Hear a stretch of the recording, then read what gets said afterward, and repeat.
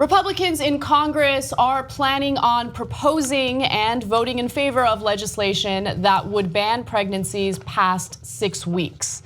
Now they're referring to it as a fetal heartbeat bill. And the argument here is if there's a heartbeat, which can be detected as early as 6 weeks, well then the abortion should be outlawed, it should be banned. Now on November 1st, a Judiciary Committee will hold a hearing to discuss HR 490. It's known as the Heartbeat Protection Act of 2017. The proposed bill, which is sponsored by Representative Steve King of Iowa, would make it a federal crime to knowingly perform abortions without determining whether the fetus has a detectable heartbeat, without informing the mother of the results, or after determining that the fetus has a detectable heartbeat. A lot of women don't even know that they're pregnant at 6 weeks, right? So this would effectively outlaw abortion. It would be very difficult to obtain an abortion if something like this passes.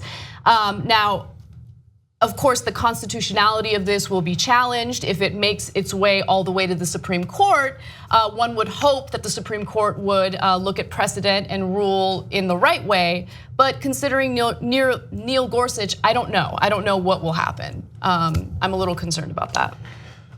So let's have a conversation for once about something that neither side almost ever talks about. So on the one side, we know that we can't say that it's a person only when it is born, right? Because there is the issue of viability, and that's why in Roe versus Wade, in the 3rd trimester, you cannot have an abortion, right? Okay. Now it's very rough, and I've got my issues with Roe v. Wade and how it was decided and the exact things. But as legislation, I think that viability makes perfect sense as to the drawing line, because it's too far when you just say birth, right? And it's too early when you say right at ejaculation. I mean, let's keep it real. I mean, this is what we're talking about, right? And so don't stop there. Keep going. Where does it come from? Go to the testicles. Yeah. But nobody ever talks about that, right? Nope, you don't hear. Why aren't we proposing testicular removal Tuesdays? Is anyone down Make here? it happen. Okay. Okay. I hope not. I hope both sides agree not to do that. But the Republicans really are believing big government so large that they say the minute the ejaculate is inside a woman, it's our property, okay? And you're not allowed to touch it. But wait a minute, the egg and the sperm are inside my body, and they're nowhere near human, right? And they say, nope, I don't care. This is the one and only time that I actually care about people when they're not yet people. So why is viability, I think, the right time for the state to care? Because then you have not a deep, even if you think it's a life form, and and a lot of pro-life people genuinely believe it's a life at moment of conception, right? But you cannot argue that it is an independent life form. It is dependent on another life form. That is not a black and white issue. That's not an easy issue where you say, okay, it's either a person or it's not a person. No, right? No, it is attached to another human being. Right. So that is incredibly relevant. Once it is an independent life form, then the state can say, hey, you don't have to take care of that life form anymore. We now have a right to protect that life form, okay? But I think before it becomes independent, it is dependent on the mother. And yes, they have every right to do with that entity in any way that they choose. But they don't want to take care of it once it's independent, Cenk. Yeah, like once it's independent, it's like, oh really, you want preschool? Oh, you want to see a doctor for free? That's not gonna happen. Like early childhood development, no, none of that. Oh, you want maternity leave? Do you want to like nurse your baby? No, none of that. Like nothing matters about this baby's life other than the woman that it is attached to for those 6 weeks or 9 months or whatever it is. And I totally agree with you, yes. The 3rd trimester is not the 1st trimester, and there is a difference, absolutely. But I think the last time I was on the show, we were talking about El Salvador, random aside. But El Salvador abortion is 100% criminalized. So what happens? And this is a slippery slope when you start to incrementally roll back Roe v. Wade. And this level is that women get pitted against their own zygotes. So their lives actually take a backseat to the life that's inside of them, whether viable or not. So just in the time that since I was here, last week, a young woman who was suffering leukemia, who got pregnant, who wanted an abortion and sought an abortion and was denied an abortion, died. She died because she was denied her medication to be able to treat her leukemia. And guess what? Her baby didn't live either because the baby was never gonna live. It's such a great pro-life position to have. I mean, I know, right? I just think the viability thing is tricky because what if you get into issues like you said, like where the mother's health is at risk? Right. You start to get into very murky waters. If there was incest or rape, and for whatever reason, because there could be a million reasons, the woman isn't able to access an abortion until the 3rd trimester. Then you're starting to get into tricky. You've conceded a huge amount of ethical ground, saying that the viability of the fetus causes it to be illegitimate for an abortion. So I don't know. It's very tricky. I'm not going to say that there's just like a like you said, it's a black and white issue. But I think that just if we're going to build a movement around it or something, it's just I can't see how you can start to concede so much ground. To the conservative position.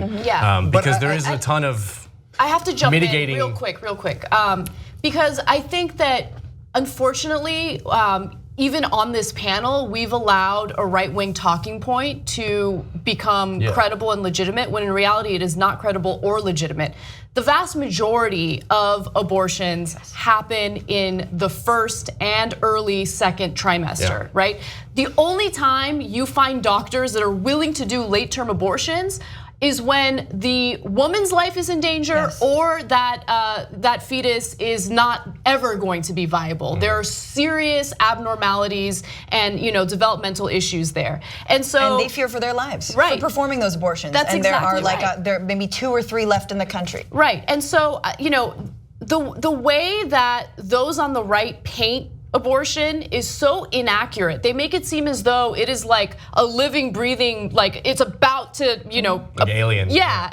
That woman is about to give birth to a healthy baby, and then she decides, oh, last minute, maybe I don't want this pregnancy anymore. It goes to an abortion clinic, and then they do this late-term abortion. It doesn't work that way. But and then I they sell the baby parts, right? All the baby parts are sold for science. Yeah, and this is all a way to protect life. So those are clear lies about the baby parts and stuff, and it's proven so. But look, but once it's viable, I don't think that there's a conversation. Look, even rape, incest doesn't matter. I mean, if the baby's born, then you obviously can't do anything about it, even if it's rape or incest. And at viability, it is, to me, the equivalent of born. And so, and I think, and by the way, that's basically what Roe versus Wade says as well. So, and that is basically the law of the land right now. Anna's right that that's almost never relevant, because almost all the abortions happen way earlier. It's just, we're talking about it.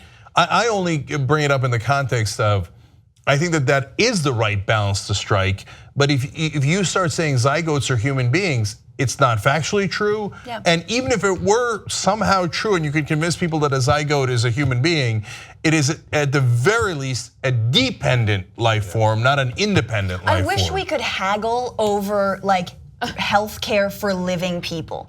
I wish we were so concerned about week to week cancer patients who can't afford their treatments, and that how are they doing in week 2 and week 3, and what's their development. I mean, I wish that Congress, I wish Republicans were as concerned with people who are living as zygotes. And so my question, I want to ask, Cenk, you, but Anna, you, and you guys are covering this all the time.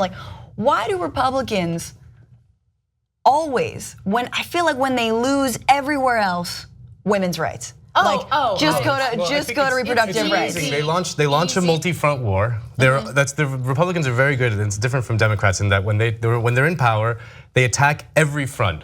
like with full force, and then they force like progressive activists to like, it's like, oh my God, fire here, fire here, fire here, and then like quietly 2 days ago, Mike Pence cast the deciding vote to prevent the Consumer Financial Protection Bureau from allowing class action lawsuits, so that just flies right under the radar, because there's like a multi-front war going on, and that's something that they're just always very good at. It's something that's very different from what Democrats do when they're in power, where they're like, maybe we'll try this thing. And I think to bait people too, to bait us into having these conversations, to bait us into well, Francesca is pro-abortion. She loves abortion. You know what I mean? Or to bait us into having these shades of gray or conversations that take seriously, issues of abortion. And I feel like it's just red meat for like, the red states. Well, yeah, it is red meat, and you look, intentions matter, and so. Representative Steve King is a loser, right? And he's not the only loser in Congress. Congress as a whole is full of losers because they can't get anything done. So how do they get reelected? They pander to their right-wing base with this nonsense. You think, I'm curious to see how many women he's slept with who have had abortions, right? Because I'm not gonna buy for a second that someone like Steve King hasn't knocked up a mistress or two, okay? That's speculation, but we've had a number of right-wing members of the GOP. Exactly, they get their mistresses pregnant, and then all of a sudden abortion's fine and dandy. It's for political brownie points, nothing more. Or to control women. They hate the fact that women can decide their own fate. And last thing, guys, look, 7 out of 10 Americans, literally 69% is the actual number, are pro-choice. So, and believe Roe versus Wade should be protected. But the reason the Steve Kings of the world do this is because it does work with their base, and they all get riled up, and the 3 out of 10 all go vote on this one issue, even though it is unconstitutional and they know realistically they cannot pass it. But people who are pro-choice, the 7 out of 10, no, they don't vote based on this issue. And yes, women's rights are constantly attacked, but a lot of times the Democrats are not able to energize women and say, for God's sake, let's defend ourselves. They are, to Nando's point, they're constantly on the attack, and Democrats cannot find a way to muster up the defense, let alone to counterattack against these guys. And that's why they keep putting up bills like this, because it keeps getting them votes. Dude, you should vote the other way. You're 7 out of 10, you're not 3 out of 10. You should win in a democracy. TYT membership gets you commercial-free Young Turks. Download it, stream it, podcast it, get all the network shows, and support independent media. TYTnetwork.com/join.